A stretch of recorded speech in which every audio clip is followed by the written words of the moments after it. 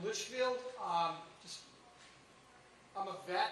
I did 2 tours in the Middle East in the early 80s. My nephew just completed 25 years of tours in the Middle East. But what I'm here to talk about is firearms, particularly locally. We have a huge problem with firearms. I go out and I'm retired now. I have a neurological problem, so excuse the shake. Oh, no problem. I go out on the power lines and pick up casings, and I pick up thousands. People are firing automatic weapons now. I've lived along the power line corridor south of here for 30 years. And the firepower that's being used now, the rate of fire, automatic weapons. I've talked to police numerous times, and these are the kind of terms they're saying to me. There's nothing we can do about it until the law changes. People are going to get killed out there, and something's not going to, and they said it's not going to change. The other day I was picking up 308 casings, which we've never seen out there before. You can't hunt with a 308. And I went to the police up in the street and said, hey, what's up with this? He said, that's why we don't even want to go out there anymore, because we have to go to work with a machine gun, a 308 machine gun. The firearms problem is just like we're having a lot of problems coming out of Congress. You guys just can't seem to get your head around things.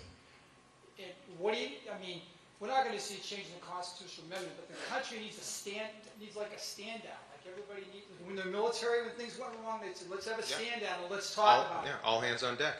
So that's all I thank you. And we had a chat outside. Yeah. You were the first one in line tonight. Thank you. Yeah. He's great because Cassie didn't talk to me, Shaheen didn't talk to me, Custer didn't talk to me. 2 weeks ago, I was up at the No Labels thing. I get out and I get around. I stand on the side of the highway with big banners. I've got people coming after me with guns out here now. It's true. When they say there's guns, there's people. This is the first man that's listening to me. He talked to me outside for 10 minutes. Thanks, brother. Hey, no, seriously.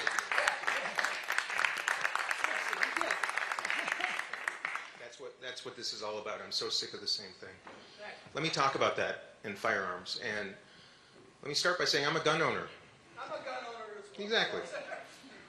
You know, it is part of American culture, and it should be a respectful part of American culture. And I would argue that gun owners, more than anybody else, want gun ownership to be safe. I've never met a gun owner yet in the United States of America, including AR-15 owners, that want to see their children shot in malls or at concerts, God forbid, or in what happened in Maine next door, 18 lives taken. Sickening. It's only happening in our country. Why? Same thing. Because everybody's fighting each other and nobody's fighting for one another. It's not that hard. We don't have a mental and emotional health care system that nurtures young people to be secure, that can address traumas, and that takes care of people when they are in need. Every one of us, I'm sure, at some point or another, if not you, your families, we all know that. Shouldn't be any stigma attached to that. I don't know why we talk about physical health care and don't talk about mental health care. We should be taking care of young people. We should be listening to the researchers. By the way, in my great state of Minnesota, the Gun Violence Project is the most foremost research organization in the world that actually has interviewed those who have committed these massacres, the few that have survived. They've actually interviewed them and generated psychological profiles, and they understand why they're doing it, and they've shared their research with me, but nobody's listening. And the research says a couple things. 80% of those who commit these atrocities, 80%, either implicitly or explicitly, through social media or through face-to-face conversation, share with somebody that they're going to do this. They say the answer is red flag laws. Is there one in Maine? No, there's not. Is it pretty clear the man who committed these atrocities had signaled loud and clear and yelling his intentions? Absolutely. And in the United States of America in 2023, we didn't have a mechanism to take his semi-automatic weapon from him when he was clearly in crisis. And as a gun owner, and I think all of you who own guns in this, firearms owners in this room, I would hope you would want to see someone in that kind of distress have their firearm temporarily taken from them until they're healthy again. That's one. Secondly, James Densley and Gillian Peterson are the two professors, or the researchers at the Gun Violence Project. I encourage you to read what they've learned about interviewing these people, read their research and what they recommend. If Congress would stop fighting and dedicate more time to researching how to fix things, we could actually do it. They also say, you know what? If you could just reduce suicide, you would almost eliminate these massacres, because 90% of these are suicides, including the one in Maine. How do we do that? Well, I sure as heck know we can't do that if we don't have a mental and emotional health care system in America, if schools are so deficient of resources that young people are going through traumas that are untreated, and then they go into the military, and then they're screaming for help, and we still can't do anything. This is America. You know? It's America.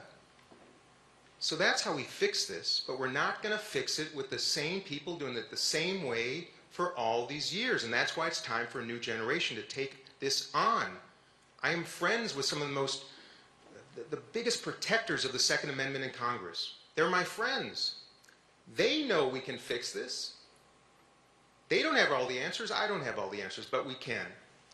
I also don't think it's appropriate for 18-year-old young men in particular in this country, 18 years old, can't even buy a beer yet, but they can have a semi-automatic weapon that can cause mass human carnage in a matter of moments. And you know what it was like when you're 18? Your brain's not even fully developed.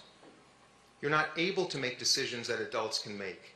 So let's follow the research and do it differently, because gun owners and activists, those who have lost family in massacres, have got to come together to the table, stop the screaming, sit down, and try to address it. That's how we can do it. Calmly, methodically, with intention and resolution. And I promise you, we will. Yes.